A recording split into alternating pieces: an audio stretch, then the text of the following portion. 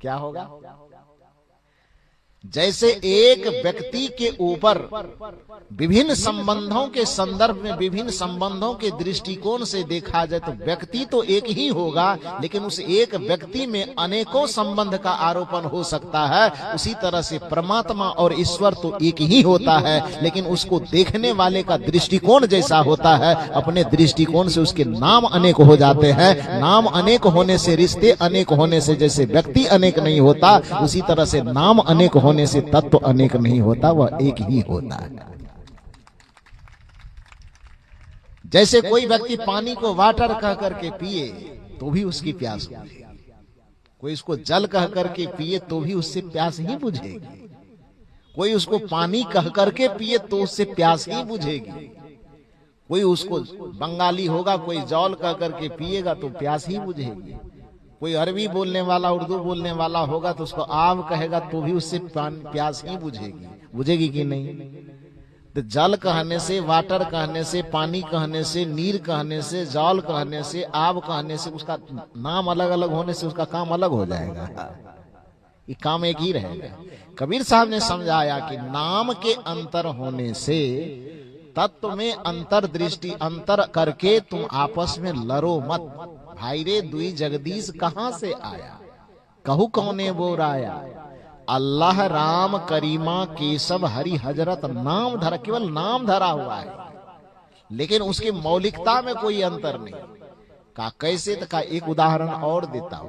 गहना एक कनकते गहना, या में भावन दूजा, कहन सुनन को दुई कर थापे, एक नमाज एक पूजा। झगड़ा की बात ही नहीं है। उदाहरण कितना सटीक है कि गहना एक कनकते गहना, गहना का अर्थ है आभूषण, सोना का आभूषण बनता है। ये माता लोग गहना जेवर ज्यादा यूज करती है, गले वाला, नाक वाला, कान वाला, हाथ वाला, पैर वाला। अब नाम सबका अलग अलग है। कदाचित आप जानते हैं कि वह गहना, वो आभूषण तो सोना का ही है, लेकिन एक सोना का आभूषण होने के बाद भी कदाचित यदि उसको उंगली में पहनने वाला हमने बनाया तो उसका नाम क्या होगा? अंगूठी होगा। और उसी को गला करके फिर हम हाथ में पहनने वाला, कलाई में पहनने वाला बना लेंगे, तब क्या कहेंगे? कंगन कहेंगे। बाजू में पहनने वाला बना लेंगे तो उसको बाजूबंद कहेंगे। गले में पहनने वाला बनाएंगे तो उसको क्या कहते हैं? इधर जो कहते हैं कहते रहिए। पैर में पहनने वाला बनाएंगे तो उसका कुछ अलग नाम देंगे, और नाक में पहनने वाला बनाएंगे उसका क्या नाम है? हम तो उसको कहते हैं हाथी के खुट्टा। कभी जोड़े नहीं है तो बांध करके देखिएगा, हाथी रुक जाती है कि नहीं। खैर वो तो विनोद है। जो भी नाम आप लोग देते हैं, तो नाक पर पहनने वाला आभूषण है, उसका नाम आपने अलग दिया, उंगली में पहनने वाले का नाम अलग, पैर में पहनने वाले का नाम अलग।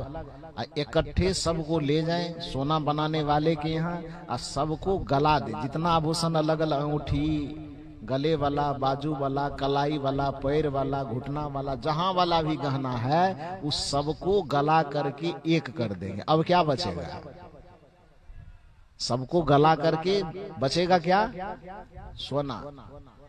कबीर साहब कहते कि ठीक उसी प्रकार से अलग अलग जगह पर उस आभूषण को पहनने के कारण उस आभूषणों का नाम तो अलग अलग होगा, लेकिन सबको मिला करके और गला करके जब बचाया जाएगा तो सब नाम और रूप खत्म हो जाएगा और केवल एक सोना बच जाएगा। उसी तरह से अलग अलग दृष्टिकोणों से देखने पर तो नाम अनेक अनेक, जिसने रमण करने के दृष्टिकोण से देखा उसने राम कह दिया, जिसने कर्षण करने के दृष्टि से देखा उसने कृष्ण कह दिया, जिसने बृहत्वात् ब्रह्म के दृष्टिकोण से देखा उसने ब्रह्म कर दिया, जिसने शक्ति के रूप में देखा उसको उसने दुर्गा काली कह दिया, जिसने कल्याण स्वरूप अवस्था में देखा उसे शिव कह दिया, जिसने सबके अंदर अनुरूप में समाया हुआ देखा उसने उसको विष्णु कह दिया। अलग अलग दृष्टिकोण से देखने पर उसके अलग अलग नाम दिए गए, लेकिन सभी राम और नाम और रूपों को ध्यान और भजन में यदि गला दिया जाए, साधना की अग्नि में जला दिया जाए, तो तब जो तत्व बचता है उस तत्व को केवल परम पुरुष परमात्मा कहते हैं, ईश्वर कहते हैं। इसके अलावा उसका कोई नाम नहीं होता है।